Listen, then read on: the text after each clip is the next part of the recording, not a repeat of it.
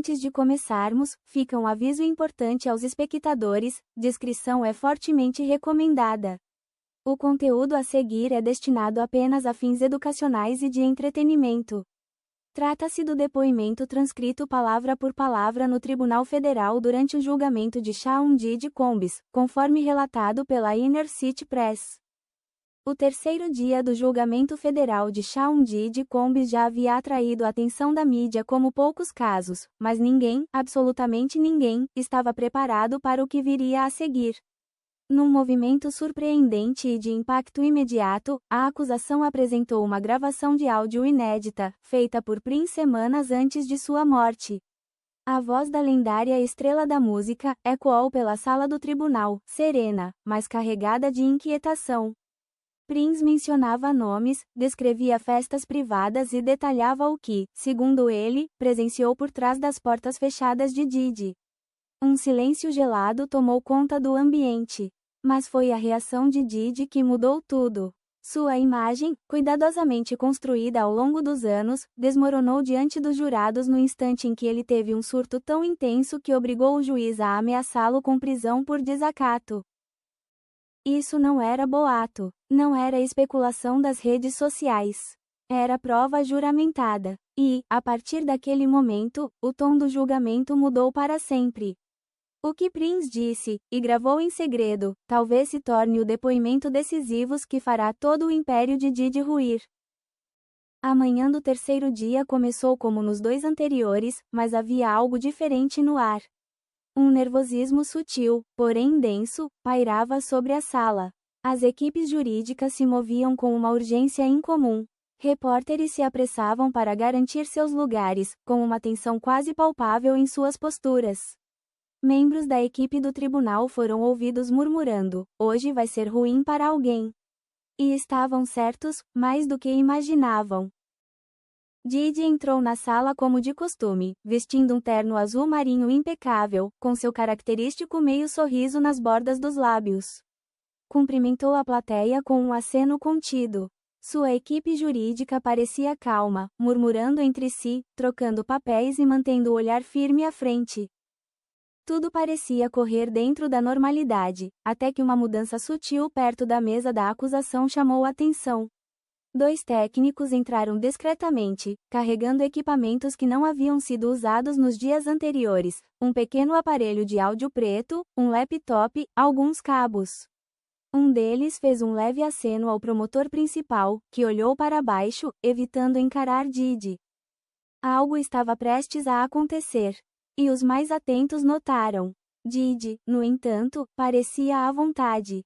Confiante, até, mas quando o juiz entrou e fez uma declaração incomum, o clima ficou mais pesado. A evidência de hoje pode provocar reações fortes. Espero com postura absoluta. Ninguém deixou de notar o olhar direcionado a Diddy ao dizer isso.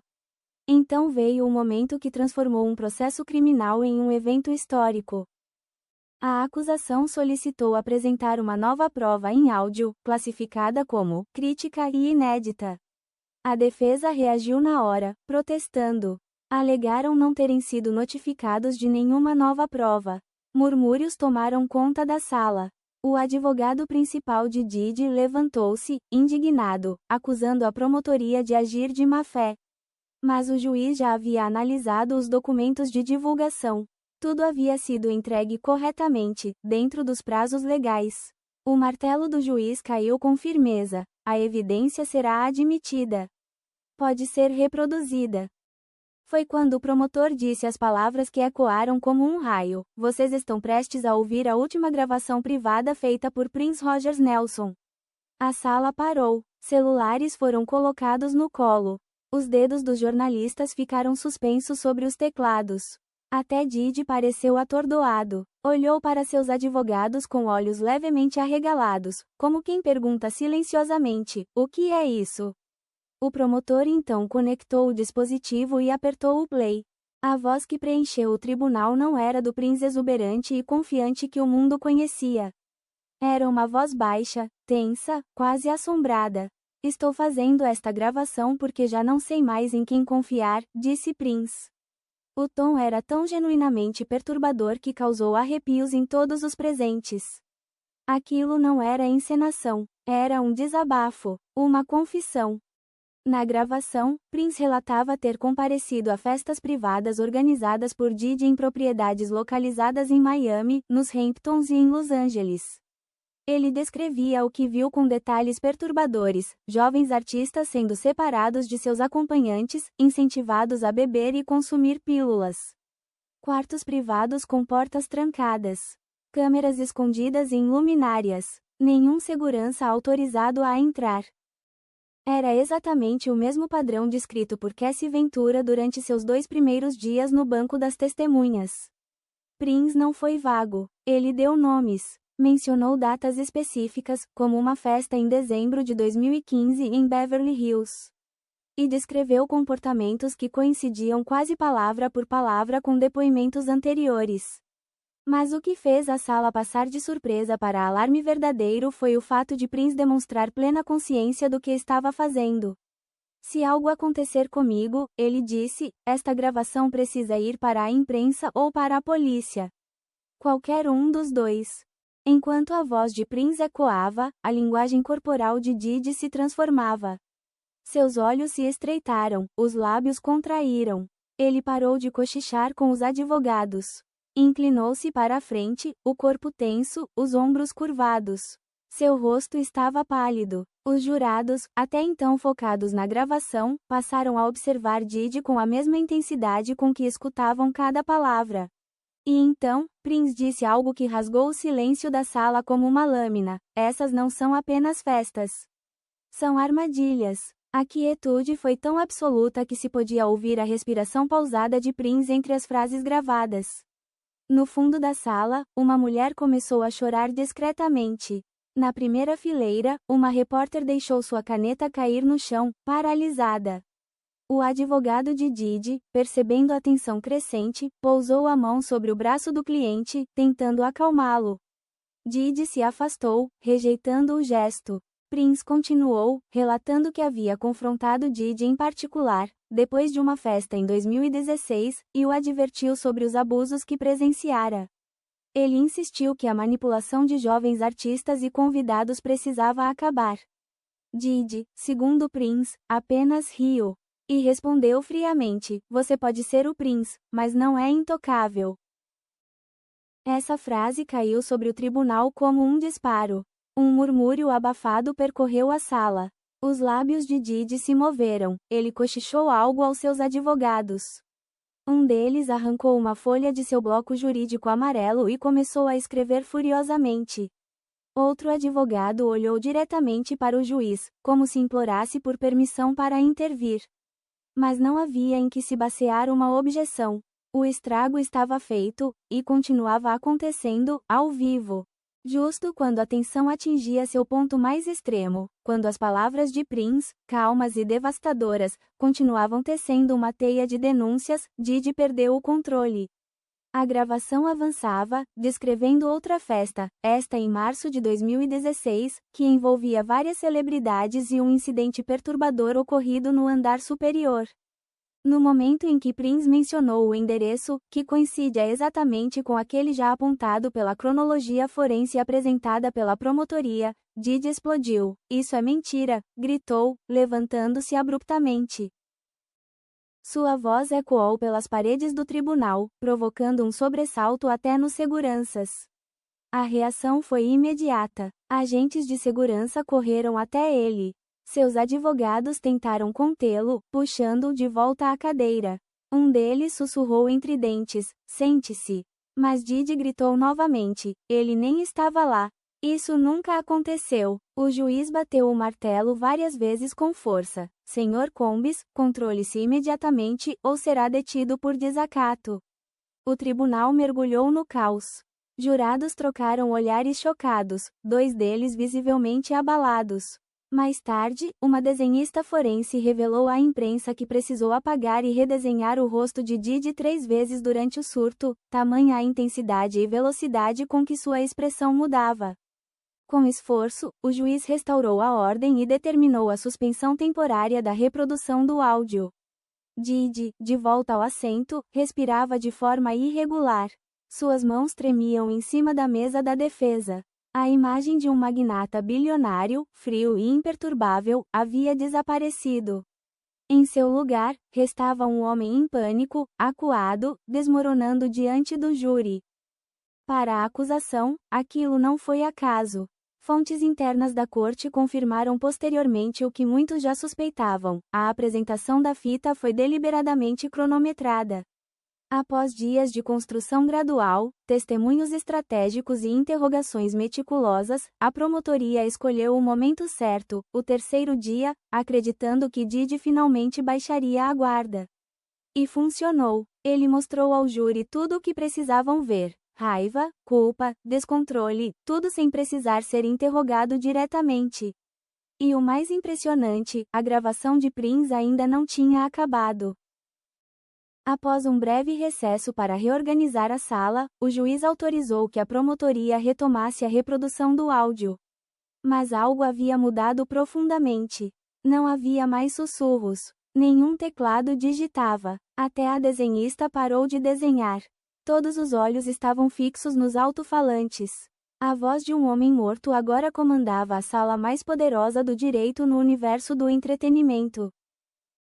A gravação de Prince continuou de onde havia parado, com ele descrevendo o que chamou de sistema organizado de manipulação que presenciou pessoalmente. Ele falava devagar, ponderando cada palavra como alguém ciente de que talvez jamais fosse ouvido de novo, a menos que o pior acontecesse. O que vi não dá para esquecer.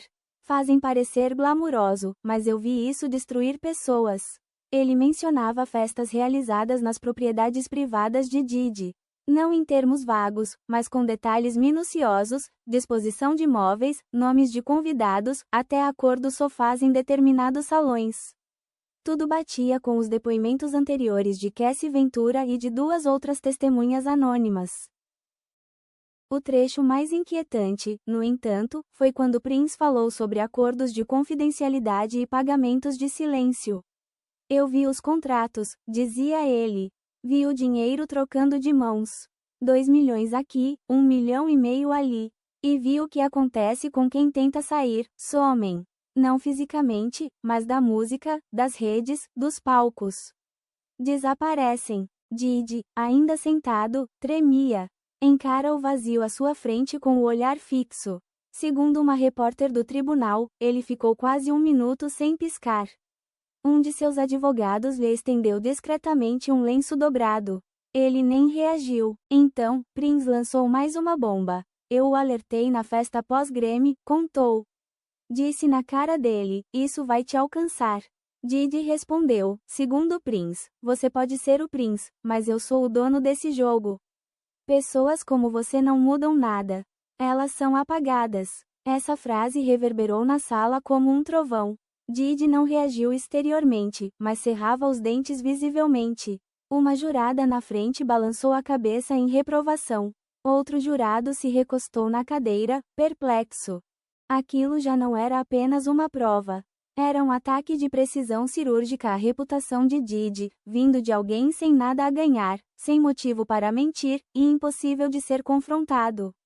Prince, mesmo após a morte, desenhava o retrato de Didi não como um homem imperfeito, mas como um predador habilidoso, cercado por um império cuidadosamente construído à base de silêncio e controle. E o áudio nem havia terminado. Se algum dia você testemunhou um julgamento ruir diante dos próprios olhos, esse era o momento. A promotoria havia construído uma fogueira lenta com os 4 dias de depoimento de Cassie Ventura, costurando anos de abuso, manipulação e segredos. Mas agora, com a voz de Prince, jogaram gasolina sobre as chamas.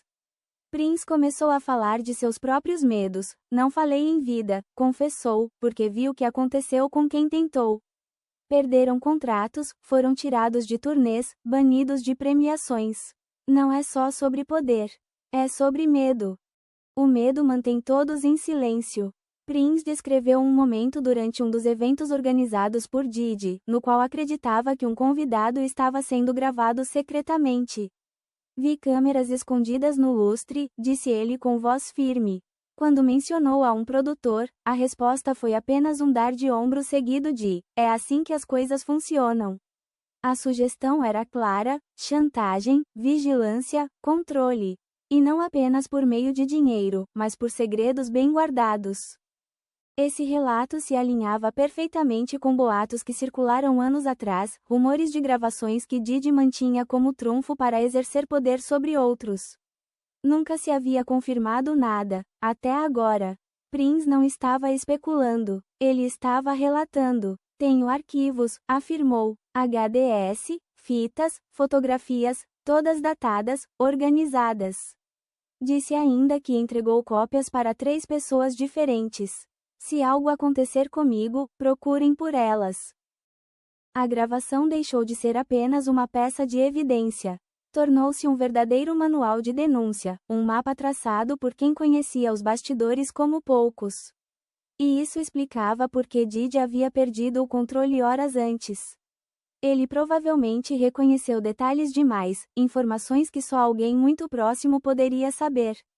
A precisão do áudio, o modo como se encaixava na linha do tempo apresentada pela promotoria, era boa demais para ser ignorada. Conforme a gravação se aproximava do fim, Prince disse algo que marcaria este julgamento para sempre: passei a vida tentando proteger minha música. Mas agora percebo, eram as pessoas que precisavam ser protegidas. E ninguém estava fazendo isso. Pelo menos, não quando realmente importava. A sala do tribunal ficou congelada no tempo. Então, a promotora se levantou e disse com firmeza controlada: sem mais perguntas, meritíssimo. Ela não precisava dizer mais nada. Prince havia feito todo o trabalho do túmulo. Logo após a suspensão da audiência naquele dia, a equipe de defesa de Didi agiu rapidamente. Entraram com uma moção de emergência para suprimir a gravação de Prince, alegando que a origem do áudio não podia ser verificada de forma independente, que o autor da gravação estava morto e, portanto, não podia ser interrogado, e que o conteúdo era altamente prejudicial. Mas todos sabiam, era tarde demais. O júri havia escutado, e pior, havia assistido à derrocada emocional de Didi ao vivo. Analistas jurídicos já comentavam do lado de fora: não há como se recuperar disso, disse um deles. O júri acabou de ver o réu perder completamente o controle ouvindo a voz de uma das figuras mais respeitadas da história da música.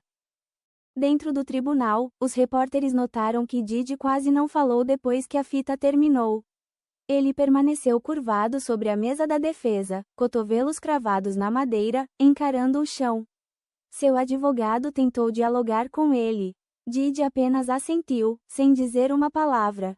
Parecia menor, frágil, como se o peso do mundo finalmente tivesse o alcançado. Mas talvez o momento mais condenatório não tenha vindo da gravação ou da promotoria, mas sim de onde menos se esperava: o próprio júri.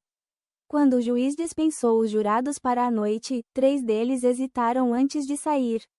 Um balançou a cabeça lentamente. Outro parecia visivelmente abalado. Não era necessário um laudo psicológico para entender o que se passava na mente deles. Eles haviam presenciado algo que jamais esqueceriam.